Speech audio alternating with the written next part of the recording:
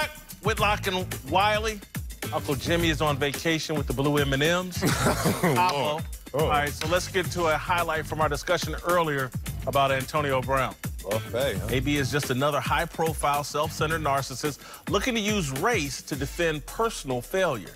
It's the epitome of selling out. There are people who have legitimately endured racial unfairness. You're telling kids now to have an improper scope in the way that they view what the NFL is. And that's why I take issue with this.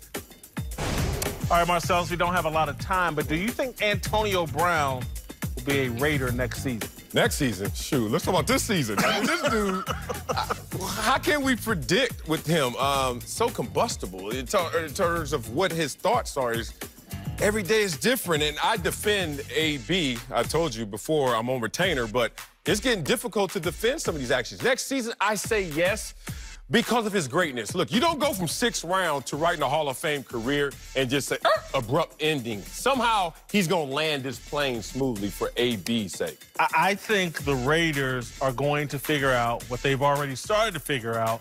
What I said earlier is AB's goal right now isn't about production. It isn't about winning. It's about, can I land this plane safely without ever being in the trainer's room ever again? Can I get to this retirement check and all this money I made without needing a hip replacement or without any additional wear and tear on my body?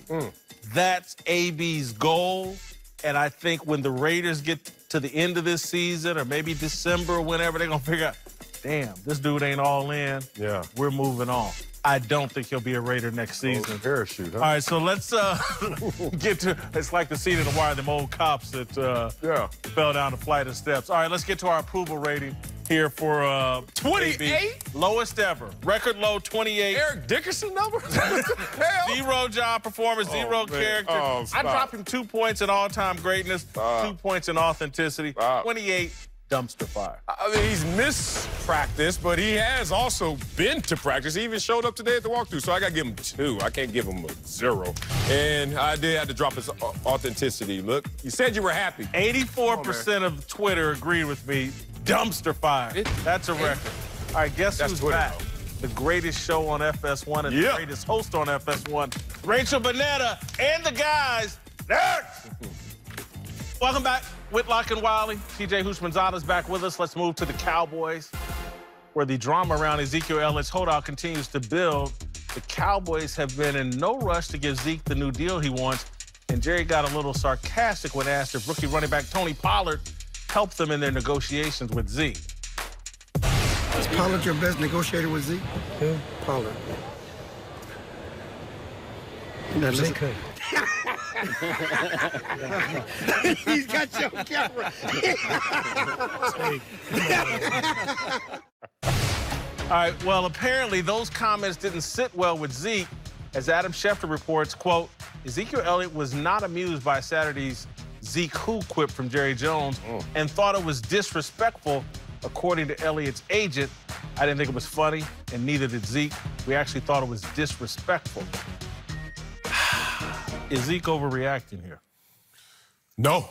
Really? No. Let me tell you how this played out. Zeke heard that, Zeke who? He was like, whatever.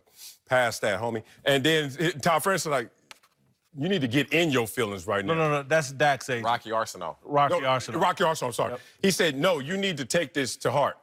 This can be translated as negotiation leverage. And it's all in jest. He even followed up what he was saying by this. Look, don't try to catch me on this, and this is not at Zeke's expense. And then he also said, we're not replacing Zeke. We're trying to complement what Zeke does for us. So in a negotiation circumstance, of course you got to take this and overreact, and you got to take it to these places. But truly hitting them in the heart, Zeke, the same dude runs over linebackers, you think now is sitting there hearing Zeke who, and he's truly disturbed? I think this is just translation for negotiation. Nah, he's not overreacting. Because Jerry Jones was saying it tongue-in-cheek, but he was lightweight, kind of serious, too, at the same time. Like, y'all see how this boy playing?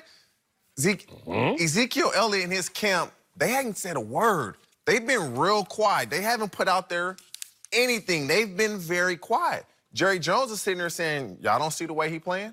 You don't see this? We need you. but we got somebody else that we think can get the job done, and he's showing you. Is it the preseason? Yes. But he was saying it tongue-in-cheek, but he was lightweight serious at the same time. Against the backup Rams, vanilla?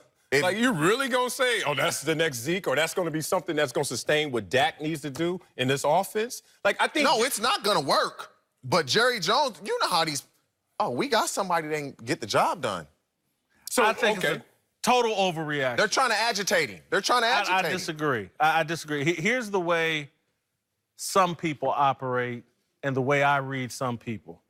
The only people I joke with are the people I care the most about. Good point. If I'm not cracking jokes on you, it probably means I'm not real comfortable with you. I ain't fooling with you. And so, and then when I hear people crack jokes with me, it's like, oh, they real comfortable with me. They like me. Yep. Marcellus likes to crack jokes on me. It's a sign of affection.